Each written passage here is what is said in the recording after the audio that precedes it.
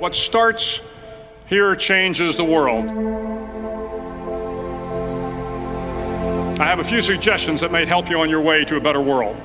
And while these lessons were learned during my time in the military, I can assure you that it matters not whether you ever served a day in uniform. It matters not your gender, your ethnic or religious background, your orientation, or your social status. Our struggles in this world are similar, and the lessons to overcome those struggles and to move forward, changing ourselves and changing the world around us, will apply equally to all. So here are the 10 lessons I learned from basic SEAL training that hopefully will be of value to you as you move forward in life. Every morning in SEAL training, my instructors, who at the time were all Vietnam veterans, would show up in my barracks room, and the first thing they'd do was inspect my bed. If you did it right, the corners would be square, the covers would be pulled tight, the pillow centered just under the headboard, and the extra blanket folded neatly at the foot of the rack. It was a simple task, mundane at best, but every morning we were required to make our bed to perfection. It seemed a little ridiculous at the time, particularly in light of the fact that we were aspiring to be real warriors, tough, battle-hardened SEALs. But the wisdom of this simple act has been proven to me many times over. If you make your bed every morning, you will have accomplished the first task of the day. It will give you a small sense of pride, and it will encourage you to do another task, and another, and another. And by the end of the day, that one task completed will have turned into many tasks completed. Making your bed will also reinforce the fact that the little things in life matter. If you can't do the little things right, you'll never be able to do the big things right. And if by chance you have a miserable day, you will come home to a bed that is made, that you made. And a made bed gives you encouragement that tomorrow will be better. So if you want to change the world, start off by making your bed.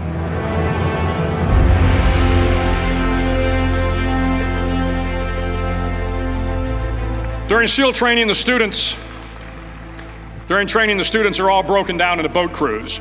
Each crew is 7 students, 3 on each side of a small rubber boat, and 1 coxswain to help guide the dinghy. Every day your boat crew forms up on the beach and is instructed to get through the surf zone and paddle several miles down the coast. In the winter, the surf off San Diego can get to be 8 to 10 feet high, and it is exceedingly difficult to paddle through the plunging surf unless everyone digs in. Every paddle must be synchronized to the stroke count of the coxswain. Everyone must exert equal effort, or the boat will turn against the wave and be unceremoniously dumped back on the beach. For the boat to make it to its destination, everyone must paddle. You can't change the world alone. You will need some help. And to truly get from your starting point to your destination takes friends, colleagues, the goodwill of strangers, and a strong coxswain to guide you. If you want to change the world, find someone to help you paddle. Over a few weeks of difficult training, my SEAL class, which started with 150 men, was down to just 42. There were now 6 boat crews of 7 men each. I was in the boat with the tall guys, but the best boat crew we had was made up of the little guys, the Munchkin crew we called them. No one was over 5'5". The Munchkin boat crew had 1 American Indian, 1 African American, 1 Polish American, 1 Greek American, 1 Italian American, and 2 tough kids from the Midwest. They out-paddled, outran, and outswam all the other boat crews.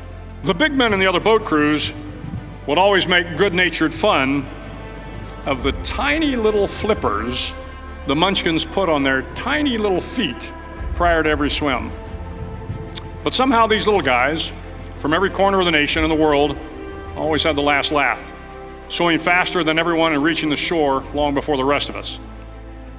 SEAL training was a great equalizer. Nothing mattered but your will to succeed, not your color, not your ethnic background, not your education, not your social status. If you want to change the world, measure a person by the size of their heart, not by the size of their flippers. Several times a week, the instructors would line up the class and do a uniform inspection. It was exceptionally thorough. Your hat had to be perfectly starched, your uniform immaculately pressed, your belt buckle shiny and void of any smudges. But it seemed that no matter how much effort you put into starching your hat or pressing your uniform or polishing your belt buckle, it just wasn't good enough. The instructors would find something wrong. For failing the uniform inspection, the student had to run, fully clothed, into the surf zone. Then wet from head to toe, roll around on the beach until every part of your body was covered with sand. The effect was known as a sugar cookie. You stayed in the uniform the rest of the day, cold, wet, and sandy. There were many a student who just couldn't accept the fact that all their efforts were in vain, that no matter how hard they tried to get the uniform right, it went unappreciated. Those students didn't make it through training. Those students didn't understand the purpose of the drill. You were never going to succeed. You were never going to have a perfect uniform. The instructors weren't going to allow it. Sometimes, no matter how well you prepare or how well you perform, you still end up as a sugar cookie. It's just the way life is sometimes. If you want to change the world, get over being a sugar cookie and keep moving forward. Every day during training, you were challenged with multiple physical events: long runs, long swims, obstacle courses, hours of calisthenics, something designed to test your mettle. Every event had standards, times you had to meet. If you failed to meet those times, those standards, your name was posted on a list, and at the end of the day, those on the list were invited to a circus. A circus was 2 hours of additional calisthenics, designed to wear you down, to break your spirit, to force you to quit. No one wanted a circus. A circus meant that for that day, you didn't measure up. A circus meant more fatigue, and more fatigue meant that the following day would be more difficult and more circuses were likely. But at some time during SEAL training, everyone made the circus list. But an interesting thing happened to those who were constantly on the list. Over time, those students who did 2 hours of extra calisthenics got stronger and stronger. The pain of the circuses built inner strength and physical resiliency. Life is filled with circuses. You will fail. You will likely fail often. It will be painful. It will be discouraging. At times, it will test you to your very core. But if you want to change the world, don't be afraid of the circuses. At least twice a week, the trainees were required to run the obstacle course. The obstacle course contained 25 obstacles, including a 10-foot wall, a 30-foot cargo net, a barbed wire crawl, to name a few. But the most challenging obstacle was the slide for life. It had a 3-level, 30-foot tower at one end and a 1-level tower at the other. In between was a 200-foot-long rope. You had to climb the 3-tiered tower, and once at the top, you grabbed the rope, swung underneath the rope, and pulled yourself hand over hand until you got to the other end. The record for the obstacle course had stood for years when my class began in 1977. The record seemed unbeatable until one day a student decided to go down the slide for life head first. Instead of swinging his body underneath the rope and inching his way down, he bravely mounted the top of the rope and thrust himself forward. It was a dangerous move, seemingly foolish and fraught with risk. Failure could mean injury and being dropped from the course. Without hesitation, the student slid down the rope perilously fast. Instead of several minutes, it only took him half that time. And by the end of the course, he had broken the record.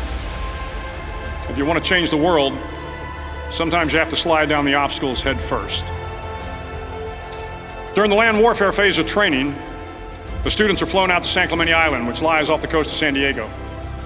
The waters off San Clemente are a breeding ground for the great white sharks. To pass SEAL training, there are a series of long swims that must be completed. One is the night swim. Before the swim, the instructors joyfully brief the students on all the species of sharks that inhabit the waters off San Clemente. They assure you, however, that no student has ever been eaten by a shark, at least not that they can remember. But you are also taught that if a shark begins to circle your position, stand your ground. Do not swim away. Do not act afraid. And if the shark, hungry for a midnight snack, darts towards you, then summons up all your strength and punch him in the snout, and he will turn and swim away. There are a lot of sharks in the world. If you hope to complete the swim, you will have to deal with them. So if you want to change the world, don't back down from the sharks. As Navy SEALs, one of our jobs is to conduct underwater attacks against enemy shipping. We practice this technique extensively during training.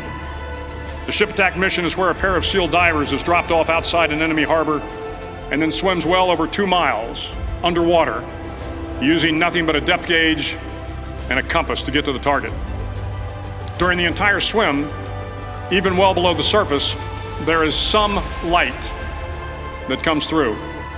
It is comforting to know that there is open water above you. But as you approach the ship, which is tied to a pier, the light begins to fade. The steel structure of the ship blocks the moonlight. It blocks the surrounding street lamps. It blocks all ambient light. To be successful in your mission, you have to swim under the ship and find the keel, the center line, and the deepest part of the ship. This is your objective.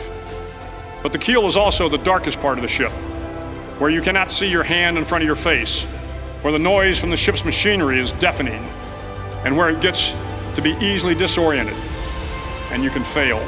Every SEAL knows that under the keel, at that darkest moment of the mission, is a time when you need to be calm, when you must be calm, when you must be composed, when all your tactical skills, your physical power, and your inner strength must be brought to bear.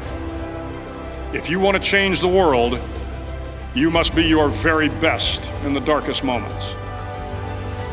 The 9th week of training is referred to as Hell Week. It is 6 days of no sleep, constant physical and mental harassment, and one special day at the Mud Flats. The Mud Flats are an area between San Diego and Tijuana where the water runs off and creates the Tijuana Sloughs, a swampy patch of terrain where the mud will engulf you. It is on Wednesday of Hell Week that you paddle down to the Mud Flats and spend the next 15 hours trying to survive this freezing cold, the howling wind, and the incessant pressure to quit from the instructors.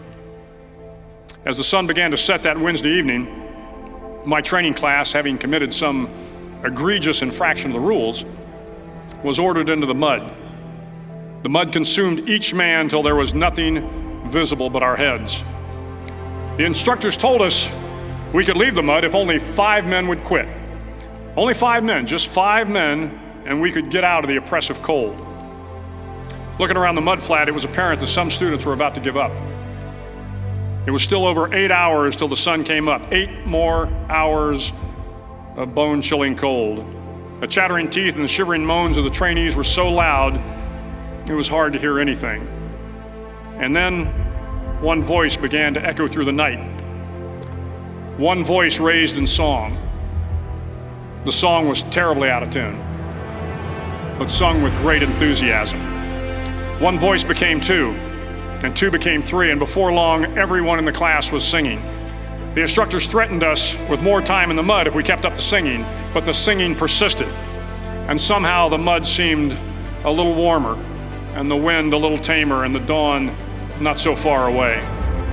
If I have learned anything in my time traveling the world, it is the power of hope. The power of one person, a Washington, a Lincoln, King, Mandela, and even a young girl from Pakistan, Malala. One person can change the world by giving people hope. So if you want to change the world, start singing when you're up to your neck in mud. Finally, in SEAL training, there's a bell.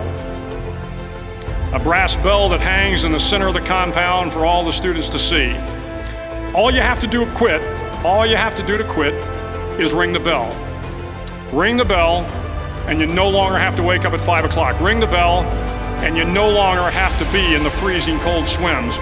Ring the bell, and you no longer have to do the runs, the obstacle course, the PT, and you no longer have to endure the hardships of training. All you have to do is ring the bell to get out. If you want to change the world, don't ever ring the bell. It will not be easy. Start each day with a task completed. Find someone to help you through life. Respect everyone. Know that life is not fair and that you will fail often. But if you take some risks, step up when the times are the toughest, face down the bullies, lift up the downtrodden, and never, ever give up. If you do these things, the next generation and the generations that follow will live in a world far better than the one we have today. And what started here will indeed have changed the world for the better. Thank you very much.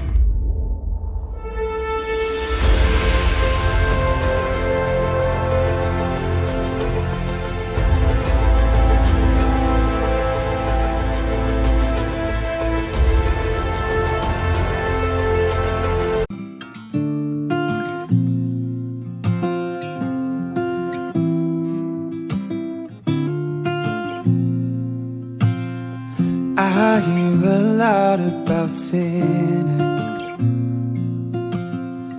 Don't think that I'll be a saint, but I might go down to the river